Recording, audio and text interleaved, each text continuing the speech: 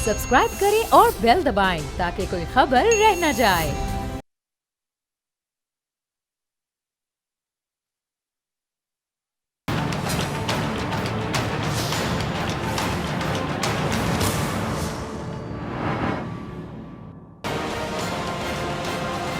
अस्सलाम वालेकुम, मैं हूं डॉक्टर फ़िज़ा खान और मैं हूं पाकिस्तान। आज की सबसे बड़ी खबर पाकिस्तान तहरीक इंसाफ और हुकूमत के दरमियान मुज़ाकरात की दूसरी मीटिंग है। स्पीकर कौमी असम्बली अयाज सादी की ज़ेर सदारत इजलास में आज PTI की जानिब से अपोजिशन लीडर उमर अयूब, वज़ीर आला KPK अली अमीन गंडापुर, असद कैसर, साहिबजादा हामिद रजा, राजा नासिर अब्बास और सलमान अकरम राजा शरीक हुए, जबकि हुकूमत की जानिब से इसहाक डार, राना सनाउल्लाह, फारूक सत्तार, अलीम खान, इरफान सिद्दीकी, नवीद कंवर, राजा परवेज़, खालिद मगजी और एजाजुल हक ने नुमाइंदगी की। मुज़ाकरात में PTI ने अपने जो दो मुतालिबात हैं वो सामने रखे। पहला मुतालिबा 9 मई और 26 नवंबर के वाक़यात की तहकीकात पर जुडिशल कमीशन की तश्कील का, जबकि दूसरा बानी PTI समेत तमाम सियासी कैदियों की रिहाई का है। अब ज़रा क्या बताते हैं कि जी PTI ने सियासी कैदियों पर मजीद केस कायम ना करने का मुतालिबा भी किया है और कहा यह है कि जी दर्ज केसेस पर अदालती फैसलों के मुताबिक अमल दरामद होना चाहिए। अब देखना यह है कि हुकूमत इन मुतालिबात को आखिर कैसे लेती है। सीनियर लीगी रहनुमा इरफान सिद्दीकी ये कह चुके हैं कि जहां गुंजाइश होगी ज़रूर निकालेंगे। दुआ है कि मुज़ाकरात का ऊँट जल्द किसी करवट भी बैठ जाए, क्योंकि बानी चेयरमैन PTI लंबे अरसे तक मुज़ाकरात चलाने के मूड में नहीं है। बहरहाल आज बाकायदा मुज़ाकरात का आगाज़ हो चुका है और उम्मीद है कि अंजाम भी कौम मुल्क के हक में होगा। अच्छा, एक अहम खबर सानिया 9 मई के 19 मुजरिमान की मुआफ़ी से मुतालिक। ISPR के मुताबिक इन मुजरिमान की जो रहम की अपील है वो मंजूर करते हुए रिहाई का फैसला किया गया। मुजरिमों को मिलिट्री कोर्ट्स ने सजाएं सुनाई थी। पाक फौज के शोबा ताल्लुकात आमा के मुताबिक सानिया 9 मई की सजाओं पर अमल दरामद के दौरान 67 मुजरिमान ने रहम और माफ़ी की पटिशन्स दायर की थी, जिनमें से 48 पटिशन्स को कानूनी कार्रवाई के लिए कोर्ट्स ऑफ अपील में नजरसानी के लिए भेज दिया गया, जबकि 19 मुजरिमान की अपीलें और माफ़ीनामे खालिस्तन इंसानी बुनियादों पर कानून के मुताबिक मंजूर किए गए।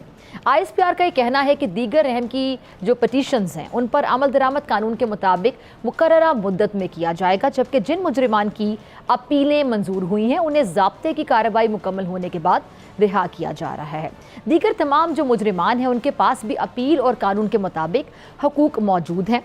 ISPR के एलामिये के मुताबिक सजाओं की माफ़ी हमारे मुनसिफाना कानूनी अमल और इंसाफ की मजबूती का सबूत है। ये निज़ाम हमदर्दी और रहम के उसूलों को मद्देनज़र रखते हुए इंसाफ की फराहमी यकीनी बनाता है। अच्छा, ये एक बड़ी खबर है जिससे ये भी जाहिर होता है कि बावजूद इसके कि 9 मई को मिलिट्री तनसीबात पर हमले किए गए, शहदा की यादगारों की बेहुरमती की गई, GHQ में घुसने की कोशिश की गई, हसास इदारों के दफातर को निशाना बनाया गया, मिलिट्री कोर्ट्स के सिस्टम ने इन मुल्जिमान के साथ इम्तियाजी सलूक रवा नहीं रखा। प्रोसीजर के तहत सबकी सुनवाई हुई, दिफा का मौका दिया गया और जुर्म साबित होने पर सजाएं दी गई। पाक फौज का यह कहना है कि अप्रैल 2024 में भी इंसानी हमदर्दी की बुनियाद पर मुजरिमान की जो रिहाई का हुक्म है वो दिया गया था। 20 अप्रैल 2024 की बात है और नए बरस के आगाज़ में पाकिस्तान के लिए एक अच्छी खबर। KPK के जो इलाका पाड़ा चनार है उसमें आपको पता है कई महीने से जारी जो फ़िरका वाराना कत्लो गारत गरी के बाद अब अमन की नवीद है और जिरगे की मदद से फरीकैन एक मुआहदे पर बिलाखिर पहुँच गए हैं। कोहाट में होने वाला ये 14 नुकाती मुआहदा है। इस पर दोनों फरीकों की जानिब से 45 अफराद ने दस्तखत किए हैं, साइन किए हैं। मुआहदा क्या कहता है कि मुआहदे के मुताबिक फरीकैन जो हैं वो सीज़ फायर करेंगे, मोर्चे बंकर्स ख़त्म करके भारी असलहा जमा कराएंगे और मुआहदे के मुताबिक मज़ीद क्या है जी कि जिरगे के फैसले की खिलाफ वर्जी करने वालों को हुकूमत के हवाले किया जाएगा। अमन अमान को यकीनी बनाने के लिए कानून नाफिज करने वालों के साथ मिलकर काम किया जाएगा, जबकि ये भी तय पाया है कि 2008 में होने वाला मरी मुआहदा भी बरकरार रहेगा, जिसमें बेदखल खानदानों को अपने अपने इलाकों में आबाद करना भी शामिल था।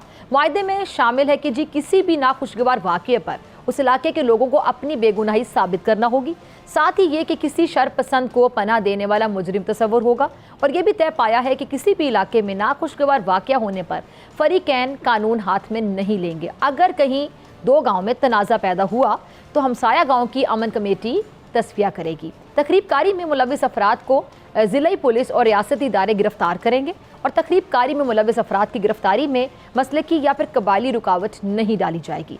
मरकजी शाहराह की हिफाजत के लिए एपिक्स कमेटी के फैसलों पर अमल होगा। यह भी तय हुआ है कि कलदम तंजीमें जो हैं वो फाल होने नहीं दिया जाएगा उनको, और ना ही उन्हें दफातर खोलने की इजाज़त होगी। आमद और रफ्त के तमाम रास्तों पर कोई रुकावट नहीं होगी। अमन मुआहदे में तय हुआ है कि नए बंकर्स की तामीर पर पाबंदी होगी और पहले से मौजूद जो बंकर्स हैं वो 1 माह के अंदर ख़त्म किए जाएंगे। बंकर्स ख़त्म करने के बाद जो फरीक लश्करकशी करेगा उसे दहशतगर्द करार दिया जाएगा। अच्छा, अगर इलाका वशरान फरीकैन के दरमियान किसी मसले का तस्विया ना कर सके तो फिर कुरम ग्रैंड अमन जिरगा फैसला करेगा। फरीकैन में फायरबंदी दायमी होगी और फरीकैन भारी असलहा जैसे एंटी एयरक्राफ्ट गन्स और जो रॉकेट लॉन्चर्स हैं, ये जो असलहा टाइप होगा वो हुकूमत के पास जमा करवाएंगे और ये एक बड़ी कामयाबी है। इस हवाले से केपी के हुकूमत के जो तर्जुमान हैं बैरिस्टर सैफ, वो ये कहते हैं कि कुरम शाहरा को महफूज बनाने के लिए 400 पुलिस एहलकारों की भर्ती की मंजूरी दी गई है और नई पुलिस चेक पोस्टों समेत 2 FC प्लाटून भी तैनात की जाएंगी और यकीनी तौर पर ये बहुत खुश आइंद डेवलपमेंट है और इसका जो सेहरा है वो केपी के हुकूमत को जाता है। लेकिन मैं यहाँ पे ज़रूर कहना चाहूँगी कि गंडापुर साहब की हुकूमत ने खासी देर से ये सेहरा बांधा। कुरम पारा चनार में हालात देखते ही देखते हम ये नहीं कह सकते कि ख़राब हो गए अचानक से। फरीकैन anti aircraft guns rocket launcher से एक दूसरे पर हमले कर रहे थे, एक दूसरे के इलाके बाकायदा फतह किए जा रहे थे और दौरे जहलियत की तरह औरतों और बच्चों को बांध बांध कर साथ ले जाया जा रहा था, बाज़ारों को लूटा जा रहा था, आग लगाई जा रही थी और ये मनाजिर सोशल मीडिया पर जब आए तो फिर केपी के हुकूमत हरकत में आ गई। फिर उस पर नाकदीन को, तनकीद और मुखालिफिन को प्रेस कॉन्फ्रेंसिस का मौका भी मिला और वो कहते मिले कि जी पाड़ा चनार में जो लगी हुई आग है वो बुझाने की बजाय इस्लामाबाद में आग लगाने आ रहे हैं। फिर फरीकैन को बिठा कर जिरगे पहले भी हो सकते थे और इस तनाज़े में कत्ल होने वाले जो लोग थे 200 से ज़ायद इंसानों को बचाया जा सकता था। इसमें देर क्यों की गई? इसका जवाब बहरहाल हुकूमत वक्त के ताक़ुब में रहेगा और इसके साथ ही पाड़ा चनार के जो शहरी हैं उनको यकीन भी दिलाना होगा और वो अभी तक एहतजाज जारी रखे हुए हैं। पाड़ा चनार जो प्रेस क्लब है उसके सामने शुरू किया गया मरकज़ी एहतजाजी धरना वो भी अभी जारी है और मुजाहिरीन इस हवाले से कहते हैं कि जी रास्ते खोलने और महफूज बनाने तक ये धरना हम जारी ही रखेंगे। तो अब हम बाहरी सरहद पार नरेंद्र मोदी के चमकते दमकते शाइनिंग इंडिया की, जिसको मैं बर्निंग इंडिया कहती हूँ, वहाँ पे गौ माता के नाम पर गाय तो महफूज है, नाग देवता के नाम पर ज़मीन पर जो रेंगता हुआ सांप है वो भी मोहतरम है, लेकिन माँ बहन बेटी महफूज नहीं है। भारत में जिनसी दरिंदे बैलों की तरह खुलेआम दंदनाते फिर रहे हैं और इन हैवान नुमा इंसानों में आप देख लें कि उम्र, मज़हब, रंग, नस्ल की कोई तफरीक नहीं है। एक दिन पहले वहाँ पर क्या हुआ जी कि फास्ट ट्रैक अदालत ने एक 67 साला बूढ़े शख्स जिसका नाम शिवरात्रि बताया जाता है उसको 20 साल कैद की सज़ा सुनाई। अब ज़रा सुनिएगा ये बाबा जी की कहानी क्या है। ये जो बाबा जी हैं इनकी उम्र मंदिर का घंटा बजाकर पूजा पाठ करने की है। इन्होंने 3 कमसिन बच्चियों को ज़्यादती का निशाना बनाया और बच्चियों की शिकायत पर इस बंदे के खिलाफ मुकदमा दर्ज हुआ, तफ्तीश की गई और ये जो बूढ़ा रेपिस्ट है भारत का ये कसूरवार साबित हुआ और मामला अदालत में पहुंचा, जहां फिर मौजूद शवाहिद ने जज को इसे सीधा जेल भेजने पर मजबूर कर दिया। और ये कोई एक केस नहीं है, मैं आपको ज़रा बता दूं। 6 दिन पहले ही हिंदुस्तान टाइम्स की रिपोर्ट के मुताबिक उत्तर प्रदेश का एक ज़िला है जहाँ पे 6 से 7 बरस की उम्र की लड़कों ने 3 बरस की बच्ची का रेप करने की कोशिश की। ज़रा देखिए, और उसका बाकायदा मुकदमा भी दर्ज हुआ है। और बात ये सिर्फ आम लोगों तक, अवाम तक, उनकी जनता तक नहीं है। इस हमाम में जो इनके ख़ास लोग हैं वो नंगे हैं। भारत के नेशनल हेरिटेज के मुताबिक 151 पार्लियामेंटेरियंस को रेप केसेस के मुकदमात का सामना है और इसमें बीजेपी और कांग्रेस का फ़र्क नहीं है, यानी दोनों बड़ी जमातों के जो नेताजी हैं इस पाप के पापी हैं। गुज़िश्ता साल की अगर मैं बात करूं, भारतीय रियासत झारखंड में एक 28 साला स्पेनिश व्लॉगर को 7 औबाश नौजवानों ने अपनी हवस का निशाना बनाकर पूरी दुनिया को भारतीय तिरंगे पर थू थू करने का मौका दिया, लेकिन किसी ने सबक नहीं लिया। मोदी जी को बैरून मुल्क किराए के कातिलों को सुपारियां देने से फुर्सत हो तो वो जनता के बारे में भी कुछ ध्यान दें ना, तवज्जो दें। भारत में तुलू होने वाला हर दिन जो भारतीय नारियां हैं उनको पहले से ज़्यादा गैर महफूज बना रहा है। भारत के जो अपने सरकारी इदारे हैं, NRBC के मुताबिक 2012 में, ज़रा सुनते जाइएगा, 25,000 ख़वातीन की इस्मत दरी हुई, यानी हर माह अगर आप देखें तो 2,000 से ज़्यादा ख़वातीन का रेप किया गया। और फिर 2020 में ये तादाद बढ़कर 30,000 हो गई, यानी अगर हर महीने के हिसाब से देखा जाए एवरेज तो 2,500 ख़वातीन और फिर हर रोज़ 82 ख़वातीन को जिनसी दरिंदगी का निशाना बनाया गया। अब 2022 की अगर मैं बात करूं तो ये तादाद बढ़कर 31,000 हो गई, बढ़ती गई हर साल, यानी हर महीने 2,500 से ज़्यादा ख़वातीन की इस्मतें तार तार हुई और भारतीय सोसाइटी की हिला कर रख देने वाले इस घिनौने जुर्म में मुसलसल इजाफे की जो सबसे बड़ी एक वजह है वो भारतीय जो हुकूमत है उसकी अदम तवज्जो कह लें, नाअहली के साथ साथ भारत का जो बोसीदा निज़ाम इंसाफ है ना, जहाँ इन केसेस की सज़ाओं का जो तनासुब है वो मुश्किल से 27 से 28% है। जी तो अब नज़र डालते हैं आलमी मंजरनामे पर, जहाँ वक्त ने 2024 का कैलेंडर तो बदल दिया लेकिन दुनिया के बदकिस्मत खित्तों का हाल नहीं बदला। इनमें गज़ा है जिसके लिए नए साल की आमद महज हिंसों की जो तब्दीली है उसके सिवा कुछ नहीं है। जो तबाही गज़ा ने 2024 में देखी वही 2025 में भी देख रहा है। इसराइली तैयारे मुसलसल मौत बांट रहे हैं। आज भी इसराइली फ़ौज ने ह्यूमैनिटेरियन जोन में वाक़े जो अलमवासी कैंप है उसमें बमबारी की, 11 फ़लस्तीनी शहीद कर दिए। इनमें गज़ा के जो पुलिस चीफ़ हैं वो और उनके जो मुआवन हैं वो भी शामिल थे। अच्छा, 7 अक्टूबर 2023 को ये छिड़ने वाली जंग है गज़ा की, जिसने 2024 में इंसानियत को तड़पाए रखा और आज भी इंसानियत शर्मिंदा है। जिनके ज़मीर ज़िंदा हैं वो कल भी इसराइल के ख़िलाफ़ सड़कों पे निकलते रहे और आज भी एटलीस्ट एहतजाज कर सकते हैं। और कर क्या सकते हैं? क्या यूरोप, क्या अमेरिका, क्या अफ्रीका, क्या ऑस्ट्रेलिया मिलियन मार्च हो रहे हैं, सेमिनार, कॉन्फ्रेंसेस और जलसे, जुलूस, एहतजाज की कौन सी सूरत थी जो ना अपनाई गई? लेकिन इंसानियत हार गई, इसराइल की हैवानियत फ़िलहाल जीत गई। अच्छा, गज़ा की इस जंग में अब तक 45,500 से ज़ायद अमवात हो चुकी हैं, जिनमें 70% ख़वातीन और बच्चे शामिल हैं। 20 लाख अफराद बेघर हैं। गज़ा का जो इंफ्रास्ट्रक्चर है वो मुकम्मल तौर पे तबाह हो चुका है और वो अब तबाहशुदा इमारत के मलबों, खैमों, कब्रों का शहर बन चुका है। अक़वाम मुत्तहिदा खुद कह रही है कि गज़ा की तामीर में 80 साल लग सकते हैं। शहर के शुमाली हिस्से की सूरत हाल बहुत ज़्यादा हौलनाक है, जहाँ अब कोई अस्पताल नहीं बचा। 75,000 शहरियों के लिए एक ही अस्पताल था जिसे तबाह कर दिया गया। गज़ा के लिए दुनिया चीख रही है। ईसाइयों के सबसे बड़े मजहबी पेशवा पोप फ्रांसिस भी जंग बंदी का मुतालिबा कर चुके हैं, लेकिन अमेरिका, बरतानिया, फ्रांस, जर्मनी एक कान से सुनकर दूसरे से निकाल देते हैं और इसराइल तो ऐसी आवाज़ें सुनता ही नहीं है। अब इस सूरत हाल में सबसे बड़ा मसला एक और भी है कि जो बच्चे बच गए हैं, नौमुलूद बच्चे, उनका मसला भी है कि जिन्हें फ़ज़ा से इसराइल और खैमों में सर्दी हम जैसे लोग सिर्फ दुआ कर सकते हैं इन बच्चों के लिए। हम दुआ गो हैं कि मेरे पास शायद अल्फाज भी नहीं है, हम सिर्फ दुआ कर सकते हैं। जी तो आपसे मुलाकात होगी नाज़रीन ब्रेक के बाद।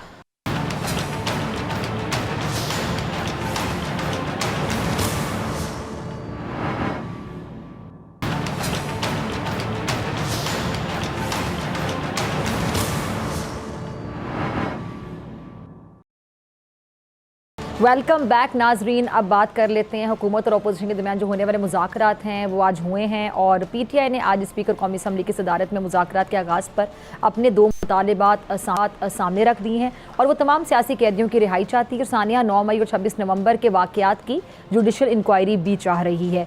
अब उलझन ये कि ये मालूम कैसे होगा कि कौन सियासी कैदी और कौन नहीं है।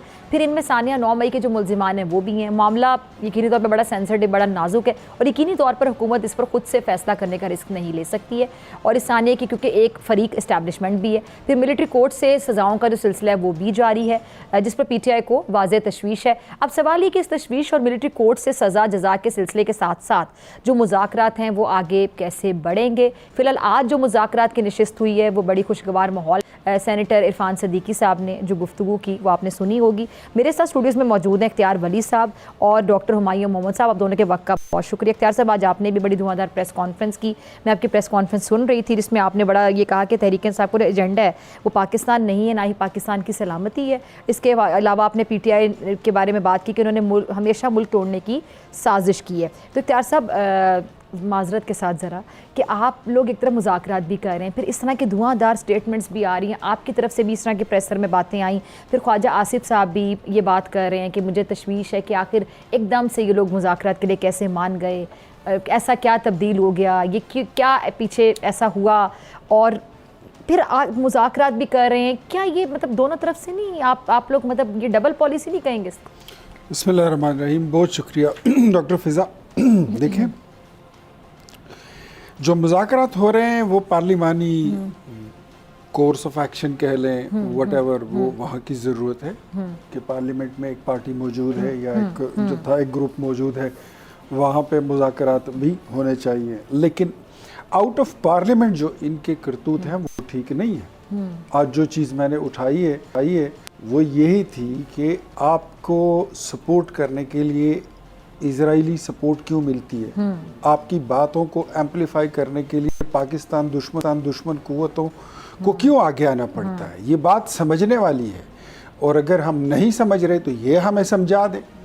हम ये पूछना चाहते हैं कि 27-28 दिसंबर की रात कुछ टेररिस्ट थे, उन्होंने 2 मकामात पर अटैक किया और उनको वापस हमारी मिलिट्री फोर्सेस ने एम्बुश किया, उनको पीछे धकेला, उनका जानी नुकसान भी हुआ, हमारा कोई जानी नुकसान नहीं, और उनसे वो जगह वापस खाली करा ली गई। लेकिन खैबर पख्तूनख्वा के एक वज़ीर साहब फरमाते हैं कि दहशत गर्दों ने हमले में 15 चौकियाँ जो हैं पाक फ़ौज से ले ली हैं, और उसको फिर एक अखबार ने छाप भी दिया, एक हमारे मुल्क के अंग्रेज़ी अखबार ने।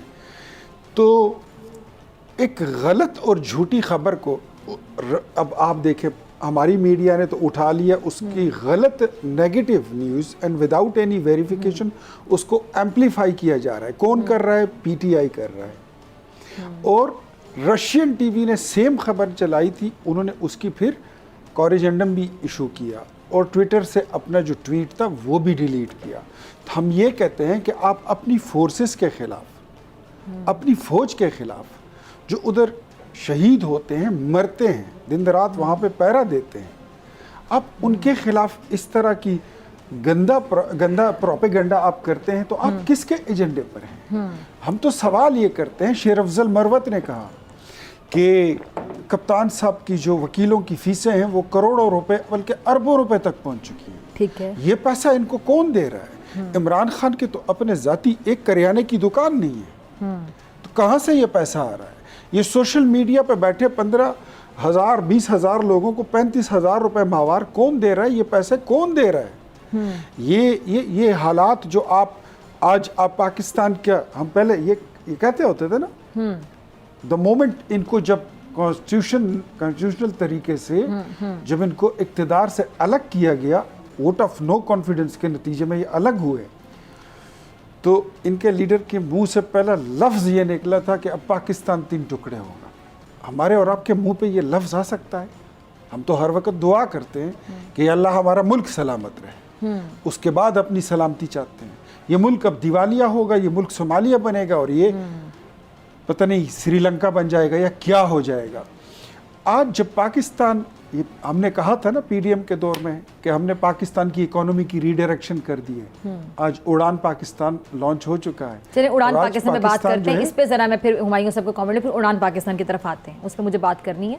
अच्छा जी, हुमायूं साहब, मेरे ख्याल से मेरे सवाल पूछने की ज़रूरत नहीं है, इख्तियार साहब ने बड़े पॉइंट्स रेज़ कर दिए कि आप लोग हमेशा इस तरह के बयानात क्यों देते हैं कि जिससे आपकी जो वतन से मोहब्बत है उस पर एक सवालिया निशान लग जाता है। देखिए, मैं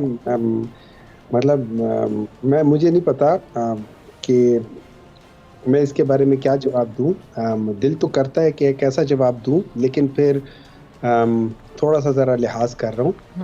सर, आप जो जवाब देना चाहें, हम बिल्कुल फ़िल्टर नहीं करेंगे, हम एज इट इज़ उसको चलाएंगे, उनका जवाब भी आपका जवाब भी। बात नहीं, उसकी बात नहीं है। आई जस्ट, वो कहते हैं ना कि मैं उतना नीचे गिर नहीं सकता, चाहूँ भी तो नहीं गिर सकता। खैर, एनीवे, जो डॉन वो क्या कह सकते हैं, लीग सी, या वो क्या कह सकते हैं उसे, डॉन लीग सी, वो बिल्कुल हमारे जो मिलिट्री इदारे उनके हक में की गई थी ना बातें सारी। उसमें तो पाकिस्तान के ख़िलाफ़ कोई बात ही नहीं थी, सारी चीज़ें पाकिस्तान के हक में थी। जो जब एक प्राइम मिनिस्टर जाता है, और हमारे पाकिस्तान का एक मौक़िफ़ है हमेशा से कि कश्मीर हमारा शहरक है, और जो हम कहते हैं कि वो मकबूजा कश्मीर है, और फिर हम जब इंडिया जाते हैं, हम हुर्रियत के लोगों के लीडरान से मिलना भी नहीं पसंद करते। वो जब बुलाते हैं हम उनसे जाते भी नहीं हैं। जब SCO की कॉन्फ्रेंस होती है, मेरे ख्याल में ये हुई थी चाइना में हुई थी या रशिया में हुई थी, मेरे ख्याल में 1995 में हुई थी या समथिंग लाइक दैट।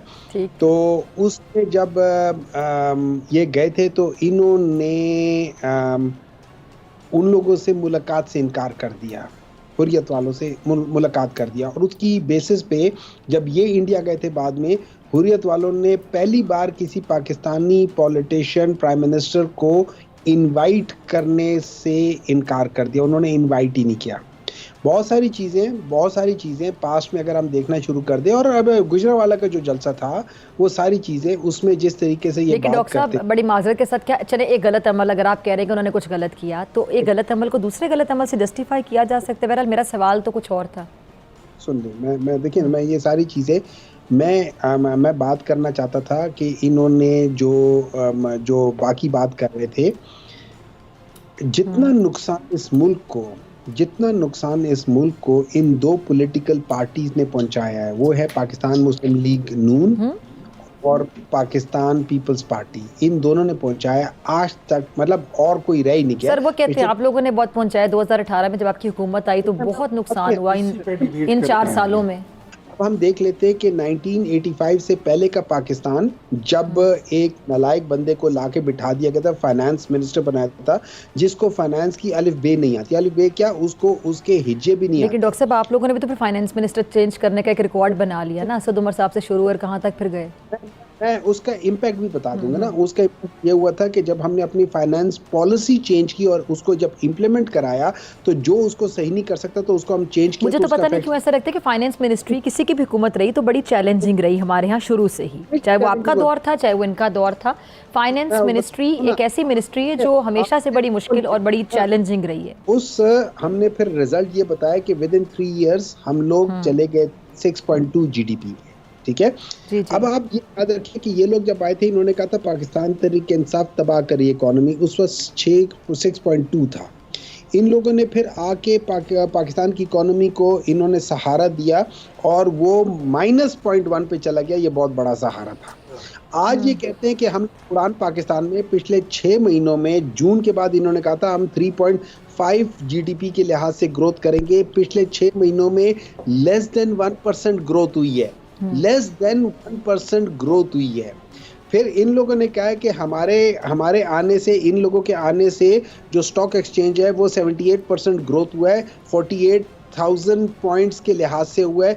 उस 48,000 और हमारे टाइम पे, पाकिस्तान तहरीक इंसाफ के टाइम पे 50,000 से कम के पॉइंट्स थे। आपको पता है 50,000 पॉइंट्स की जो हुजम थी वो $105 बिलियन की थी, और आज 1,10,000 का जो हुजम है वो $50 बिलियन का है। दैट मीन्स आज अगर ये 2,25,000 पॉइंट्स को टच करेंगे तब ये उधर पहुंचेंगे जहां पाकिस्तान तहरीक इंसाफ आज से 3 साल पहले था। इन लोगों ने जो तबाहियां की हैं असल में, और ये झूठ बोलने में इतने माहिर हैं कि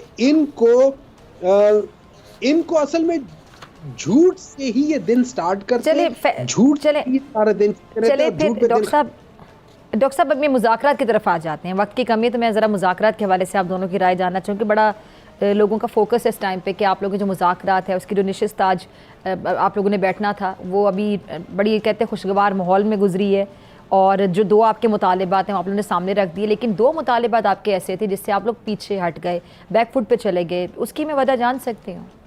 नहीं, अच्छा इसका ये है, मैं आपको यहाँ बताता हूँ। देखिए इस तरह है कि आपने इनडायरेक्टली या डायरेक्टली कह लें कि आपने मान लिया ना कि उन लोगों की हुकूमत ठीक बनी है। पहले आप लोग कहते थे कि वो फॉर्म 45, 47, तो अगर आप मैंडेट वाले मुतालबे से पीछे हटे हैं वापसी से, तो इट मीन्स कि आप मान चुके हैं कि उनकी हुकूमत सही बनी थी, मेरिट पे बनी थी। आपने सारी बात पूछ ली है, इसके बाद और आपने पूछा ना कि मैं कौन से मुतालबे की बात करी? जी अब मुझे बोलने दें, ठीक है, मुझे अनइंटरप्टेड 2 मिनट दे देना। उसमें देखिए सबसे पहले ये याद रखें कि हमारा मुतालबा आज भी यही है कि मैंडेट इन्होंने हमारा चुराया है।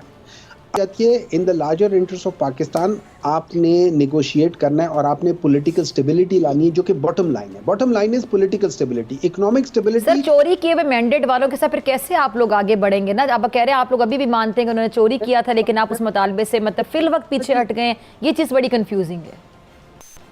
जी अगर आप दरमियान में बोले ना तो मैं आपकी कंफ्यूजन दूर कर दूंगा, वरना आप कंफ्यूज, ठीक है ना? जी प्लीज। अच्छा, अब उस तरह ये है कि इस पॉलिटिकल स्टेबिलिटी के लिए हम फिलहाल उस मुतालबे को हमने साइड पे रख दिया है। क्योंकि हम लोग चाहते हैं, जब इन्होंने कहा कि आप मुतालबात करें और कोई ऐसी चीज़ें करें कि जो कि डूएबल चीज़ें, तो हमने, अगर हम ये कहते कि हमारा मैंडेट वापस करो, तो फिर तो ये लोग ज़मीन के बल गिर गए ना। तो हम उसको फ़िलहाल जानबूझ के उसको साइड पे रख रहे हैं। हम इनके दूसरे जो मुतालबे, जो 2 मुतालबे, एक जो पॉलिटिकल केसेस हैं, और अगर कोई ये समझता है कि ये पॉलिटिकल केसेस नहीं है तो अगेन वो झूठ बोल रहा है। ये पॉलिटिकल केसेस ख़त्म करें, और हमने कहा है कि नए पॉलिटिकल केसेस ना बनाएं। जैसे जब इमरान खान को बेल मिल गई थी, तो इन लोगों ने उसी दिन रात को एक और नया पॉलिटिकल केस बना के उनको दोबारा फंसा दिया वहाँ पे, ठीक है, और उसमें अरेस्ट डाल दिया। ये कर ले। और नंबर 2, हम पे अगर इल्ज़ाम है, कि हम लोगों ने ये सारी चीज़ें की हैं, हमें ये नहीं कह रहा हूँ कि वो चीज़ें गलत हुई, वो चीज़ें ठीक हुई हैं, हम पे इल्ज़ाम है कि अगर हमने कत्ल किया, या हम पे इल्ज़ाम है कि हमने कुछ चीज़ गलत की है, चोरी की, सब कुछ किया, तो आपके पास वहाँ पे जो CCTV की कवरेजेस है वो ला के दिखा दें, और अगर हम लोग गलती की, आप हमें सज़ा दें। जी डॉक्टर साहब। इख्तियार साहब, अब ये जो 2 मुतालिबात हैं इनके, जिन्होंने बाकायदा तौर पर आपके सामने रखे, जुडिशल कमीशन वाला और ये सियासी कैदियों की रिहाई वाला, तो फिर ये मुतालिबात मान लिए जाएंगे हुकूमत की जानिब से? इख्तियार साहब देखें, डॉक्टर फिजा, उन्होंने बात की ना कि झूठ, या हम झूठे हैं और ये सच्चे हैं, तो मैं इनसे यही पूछूंगा कि आपके 50 लाख घर किधर हैं? अगर हैं तो आप सच्चे हैं, और अगर नहीं बने तो आप झूठे हैं। अगर आपकी 1 करोड़ नौकरियां किसी ने देखी हैं तो आप सच्चे हैं, वरना आप झूठे हैं। अगर आपने बुलडोज़र फिराए हैं गवर्नर हाउसेस पर तो आप सच्चे हैं, और अगर आपने ये सिर्फ लोगों को बेवकूफ़ बनाने के लिए नारा लगाया था तो आप झूठे हैं। अगर आपका वज़ीर आज़म, जो लोगों से इस बारे में वोट लिया था, उसने 9-2-11 किया था लोगों को कि मैं साइकिल पर बैठकर मैं जाऊंगा वज़ीर आज़म हाउस, और फिर उसका हेलीकॉप्टर से 3.25 साल नीचे पैर नहीं लग रहा था, तो आप झूठे हैं। और अगर आपने ये कहा था कि हम मदीने की रियासत बनाएंगे और हम एक कर्जा 1 पैसा नहीं लेंगे, वरना मरते मर जाएंगे, खुदकशी कर लेंगे, और उसके बावजूद अगर आपने पाकिस्तान के 75 साल के कर्ज बराबर कर्ज लिया और कर्ज चढ़ाकर गए हो, तो आप सच्चे नहीं, आप झूठे हैं। और सिर्फ आप नहीं, आपकी पार्टी का हर तर्जुमान झूठा है। और अगर झूठों के कान काटने शुरू हो जाए तो यकीन करें PTI की सारी जितनी क़ियादत है, ये सारे कनकट्टे हो जाएंगे। झूठ तो इतना बोलते हैं ये। आज ये जो गुजरांवाला के जलसे की बात कर रहे हैं, उसमें हमने एक फर्द वाहिद और शख्स का जिक्र किया था। आप उन शुहदा पर हमला करते हैं, पाक फौज के जो वहाँ पे शहीद होते हैं, आप उनके खिलाफ प्रोपेगेंडा करते हैं। आप अपनी गाड़ियाँ चढ़ा देते हैं रेंजर के जवानों पर, आते साथ ही 26 नवंबर को आप पुलिस वालों को मार देते हैं। 10-15 लोग आप एहतजाज वाले दिन नाश्ते में यूं खा जाते हैं जैसे आपको SR मार्केट में बैठ के नाश्ता कर रहे हो। ये आपकी हालत है। और आपकी परफॉर्मेंस, जो कश्मीर पे आपकी पॉलिसी है, आप कश्मीर पे मुझसे बात करते हैं। डॉक्टर साहब, मैं कभी बिलो द बेल्ट नहीं जाता और ना मेरी आदत है, लेकिन आपकी बातें सुन के फिर I need to respond it, फिर मेरी ये जिम्मेदारी बनती है। कश्मीर पॉलिसी आपकी क्या थी? 1 मिनट की खामोशी, 365A पे क्या हुआ? और फिर उसके बाद आपकी खामोशी हमने नहीं देखी कि हर रोज़ इकट्ठे होते थे जुम्मे को और 1 मिनट की खामोशी करो, कभी बैठ जाओ कभी लेट जाओ। ये ड्रामेबाजी, ये आपकी कश्मीर पॉलिसी थी। आपकी फॉरेन पॉलिसी थी क्या? आपके लीडर को अमेरिका के दौरे के लिए MBS ने अपना जहाज़ दिया, और उस जहाज़ में बैठकर आपका लीडर उसी की नकलें उतार रहा था, फिर उसको उधर अमेरिका में ही छोड़ दिया और अपने जहाज से नीचे उतार दिया। अमेरिका से मुझे याद है रिचर्ड ग्रेनिल की, वही तो मैं कहता हूँ कि ये ऐसे लोग हैं। कैसे देख रहे हैं? अच्छा, ये इतने अनकंसिस्टेंट लोग हैं, इनके नज़रियात बदलते हैं, इनकी तरजीहात बदलती हैं, इनकी प्रायोरिटीज़ चेंज होती है। अपॉर्चुनिस्ट लोग हैं। कल तक फ़ौज के मुतालिक इमरान कहता होता था कि ये फ़ौज के ख़िलाफ़ कभी बात नहीं करना, इमरान हो ना हो, लेकिन फ़ौज के ख़िलाफ़ बात नहीं करना। आज कहते हैं कि इमरान नहीं तो पाकिस्तान नहीं। और पहले ये कहते थे कि इमाम खुमैनी का इनकलाब, फिर कभी ये कहते थे हिटलर, कभी कहते थे किसी इनकलाबी का नाम लेते। आजकल कहते हैं कि सुबह उठते साथ ही कहते हैं देखती आंखों और सुनते कानों आपको रिचर्ड ग्रेनिल का सलाम पहुंचे। ये इनके हालात हैं। अच्छा, डॉक्टर साहब, इनके लीडर भी बदलते रहते हैं, इनकी आइडियोलॉजी बदलती है, डॉक्टर साहब, इनके आइडियल्स भी बदलते हैं। डॉक्टर साहब, ये मैं इनको बताऊं, जी। जीडीपी की जिसकी ये जी, बात जी। कर रहे हैं, मैं बड़ी सादा अल्फाज में डॉक्टर साहब को बता देता हूं, क्योंकि ये लोगों को शायद घुमा फिरा के फंसाने की कोशिश करते हैं। मैं सादा अल्फाज में कहता हूं, 2018 में जब इलेक्शन हो रहा था तो रोटी जो थी वो 5 रुपए की थी। आपने लोगों को कहा था कि हमें वोट दे दो, हम 2 रुपए में देंगे। पेट्रोल 65 रुपए का था, असद उमर कहता फिर रहा था कि 40 रुपए में लीटर देंगे। बिजली का यूनिट 5 रुपए का था, ये लोग कहते थे हम 2 रुपए में देंगे। आटे का थैला 600 रुपए का था, ये 3000 पर छोड़कर आए हैं। ये इनकी जीडीपी थी, और ये मेरे सामने बैठ के बात करेंगे कि ये मुल्क को किसी बड़े आइडियल स्टेज पर छोड़कर गए थे। आप तो मुल्क को तोड़ने लगे थे।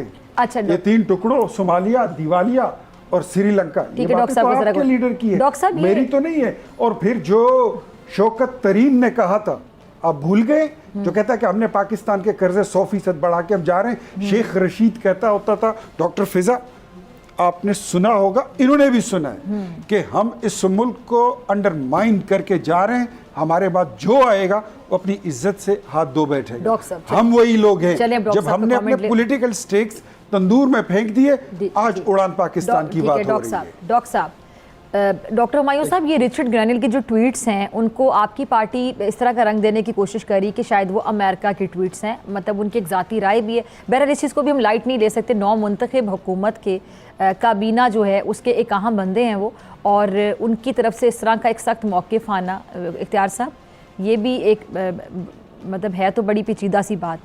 फिर ज़ाहिर बात है कल को वो ट्रंप के आसपास ही होंगे, करीबी होंगे, तो उनकी इस राय को बिल्कुल हो। ठीक है। इसमें देखिए, मैं आपको एक बात डॉक्टर साहब का भी कमेंट मुझे इस पे चाहिए था। आप मैं ले आपकी लें, तरफ फिर आती हूं। जी मैं डॉक्टर साहब, जी डॉक्टर साहब, लेकिन बहरहाल डॉक्टर साहब अभी वो अमेरिका की राय तो नहीं है ना, वो रिचर्ड साहब की अपनी राय है।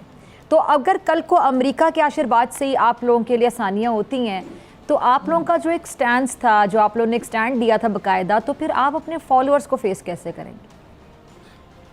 देखिए, आप इस चीज़ की फिक्र ना करें कि हम किसको फेस कैसे करेंगे। मैं एक चीज़ करेक्ट कर लूँ, इमरान खान ने हमेशा कहा है कि ये पाकिस्तान की फ़ौज मेरे से ज़्यादा इम्पोर्टेंट है, हमेशा ये कहा है। उन्होंने कभी ये नहीं कहा, और ना उन लोगों के साथ उन्होंने कहा कि जो ये कहते थे कि ईंट से ईंट बचा देंगे हम आप लोगों की, या फिर वो जो जिस फर्द वाहिद की ये बात कर रहे हैं उसी के ससुर की दोस्ती की वजह से उसको आउट ऑफ टर्न बनाया, सिफारिश पे बनाया। और ये मैं नहीं कह रहा हूँ, ख्वाजा आसिफ कह रहा है, और ये मैं नहीं कह रहा हूँ, ख्वाजा आसिफ कह रहा है, इनका लीडर कह रहा है कि उसने 2019 में आके हमें कहा था कि हम इमरान खान को हटा देते। 2019 का मतलब है अभी 6 महीने भी नहीं होते इमरान खान को पॉलिटिक्स में या वो पावर में आए हुए हैं, 6 महीने भी नहीं होते, ये उस वक्त से ये लोग कर रहे हैं। अब बात ये हो जाती है कि फ़र्ज़ करें मैं आज आप एक पॉलिसी बनाती हैं, या आप बोल की एक पॉलिसी है कि भाई हमने डॉक्टर फिज़ा का जो प्रोग्राम है वो 8 बजे करना है या 10 बजे करना है, और उसके बाद अगला जो नया उसका वो आ जाता है, CEO आ जाता है, आके कहता है कि जी नहीं 10 बजे नहीं करना, हम इसको 7 बजे करेंगे। आपने सारी एग्जांपल्स आज हमारे प्रोग्राम से रिलेटेड दी हैं सर। मैं इसलिए कह रहा हूँ कि मैं आवाम की खातिर, ताकि उनको समझ आ जी सके। तो इसका मतलब क्या होगा? इसका मतलब ये होगा कि ये मेरे कहने पे हो रहा है या किसी और के कहने पे नहीं, उसका हो जाता है। जो अमेरिका की पॉलिसी थी, जो कि हमारे लिहाज से जो सामने चीज़ें नज़र आ रही हैं, वो ये थी कि वो जनरल बाजवा साहब ने उनको कुछ कहा, किसी को कुछ कहा, सारी चीज़ें कर करा के उन्होंने प्लान किया था ये सारा, और अपने ससुर के साथ मिलके मियां नवाज शरीफ के साथ सुनने में आया कि ये सारा कुछ उसी लिहाज से हुआ था। अच्छा, वो चीज़ उधर से उन लोगों ने फिर ये सारी चीज़ें, और वो फिर साइफर और वो सारी चीज़ें उस चीज़ की कड़ियाँ हैं। अब अगर वो हुकूमत आकर उस चीज़ को रिवर्स करती है, इसमें हमारा क्या लेना देना? As far as we are concerned, हमारा सिर्फ ये मुतालबा है कि हम लोग भगोड़े नहीं होंगे, हम लोग भागेंगे नहीं, हम लोग ना बीमार होंगे, ना हमारे प्लेटलेट्स गिरेंगे, हम तैयार रहेंगे, हम बिल्कुल तंदुरुस्त रहेंगे, हर लिहाज से होंगे, और कोई बहाना नहीं होगा। और हम अगर डील करना होता तो डील बाकी उनको कहा गया हुआ है इमरान खान को कि आप चले जाए, बाद वो कह रहे मैं नहीं जाऊंगा, मेरा मरना जीना इस मुल्क में, मेरी सारी जायदाद इस मुल्क में। वो उनमें से नहीं है कि जो आपको तो कहें कि अपने पैसे पाकिस्तान में ला के इन्वेस्ट करो और अपने सारे पैसे बाहर रखे हो। वो उन दोगलों में से नहीं है, वो उन झूठों चोरों में से नहीं है जो पार्लियामेंट के अंदर ये कहते हैं कि ये है मेरी आमदनी के जराए, अब मुझसे कोई पूछे कि भाई कतरी आप पे इतने मेहरबान क्यों थे कि आप लोगों को उन्होंने वहां कर दिया, आप ऐसी क्या सर्विस दे रहे थे कतरियों को कि उन लोगों ने आपको वहां पे इतने पैसे आपके साथ इन्वेस्ट कर लिया, और उन बच्चों के साथ इन्वेस्ट किए जो शायद अभी 1-1, 1.5 साल के थे, उनके साथ उन्होंने कर दिया। चलें जी डॉक्टर साहब, ये वक्त सारा की कमी है, मुझे क्लोजिंग की तरफ जाना है। ठीक है, ठीक है, और इख्तियार हमेशा साहब से का झूठ- लास्ट कमेंट। ठीक है डॉक्टर साहब, बस वक्त की कमी। इख्तियार साहब, डॉक्टर साहब आखिरी मिनट चल रहे हाँ, हैं, ये लास्ट कमेंट जल्दी से। डॉक्टर साहब जो है ना, ये जाती अटैक्स पे चले गए मेरी लीडर पर। अब मैं इनको रिस्पॉन्ड करूंगा। इनकी ये अगर जाती सर्विसेज की बात करते हैं तो इन्होंने इमरान खान को बाल लगाए थे और उन बालों के एवज इनको सेनेटर बनाया गया, वरना इनकी ना कोई कंट्रीब्यूशन है, ना इनकी जमहूरियत से कोई वास्ता है, ना ये पाकिस्तान की पार्लियामान से इनका कोई ताल्लुक था। इन्होंने ज़ाती खिदमत की थी, इमरान खान के बाल लगाए थे, कुछ बोटॉक्स वगैरह किए थे, पता नहीं टमी टक भी किया था या नहीं किया था, और उसके एवज इनको सेनेटर बनाया गया है। ये बात करते हैं, हमसे पूछते हैं, हमारे कतर के अलावा और भी बड़े ताल्लुकात हैं। हमने इस मुल्क की सिर्फ खिदमत नहीं की है, हमने बैरून मुल्क इज़्ज़त भी कमाई है, और पूरी दुनिया जानती है। आप जिसको झूठे शख्स को उम्मत मुस्लिमा का लीडर कहते हो, उसको सारी दुनिया जो है फ्रॉड कहती है। उसके खिलाफ आप कैलिफोर्निया अदालत का फैसला पढ़ लें, आपको पता चल जाएगा। आपका लीडर इतना वो उधर उस पर रेड सर्कल है कि वो यूके जा नहीं सकता। जिसके अपने बच्चे यहूदियों के पास पढ़ लिख रहे हैं, पल रहे हैं, ये हमें इस्लाम का दर्स देते हैं। जो खुद पाकिस्तान की असास पर रोज हमले करते हैं, ये हमें हुब्बुल वतनी का दर्स देते हैं। जो इनकी बारी है नहीं तो ये आराम से ही सुन ले तो बेहतर है, वरना मैं इनको और भी कुछ सुना सकता हूँ। मेरे पास और भी बड़ा कुछ मवाद है। जो लोग पाकिस्तान की 4.25 साल इन्होंने रोज छेनी और हथौड़ा लेकर पाकिस्तान को तोड़ा और मरोड़ा है, उसकी शक्ल बिगाड़ने की कोशिश की है। हमेशा इनका लीडर खातिमुन नबीयीन कह नहीं सकता, कहता है मैं मदीने की रियासत बनाऊंगा। पता नहीं इन लोगों का अपना ईमान किधर है, इनका अपना किबला किस तरफ है, जो ऐसे शख्स को जिसको सूरह फातिहा पढ़ना नहीं आता, ये कहते हैं कि वो मदीने की रियासत बनाए। चलें, अब मेरे ख्याल से डिस्कशन आप लोगों की काफ़ी ज़्यादा होगी, बल्कि आप लोग बड़ा बहस की तरफ जा रहे हैं। ठीक है जी, दोनों में शुक्रिया, वक्त की कमी है जी, दोनों का बहुत शुक्रिया। और इसी के साथ मुझे दीजिए इजाज़त, आपसे मुलाकात होगी इंशाल्लाह पीर के रोज़ सेम टाइम सेम चैनल। अगर ज़िंदगी ने वफ़ा की, दुआओं में याद रखिएगा, अपना बहुत ख्याल रखिएगा। अल्लाह ने के साथ।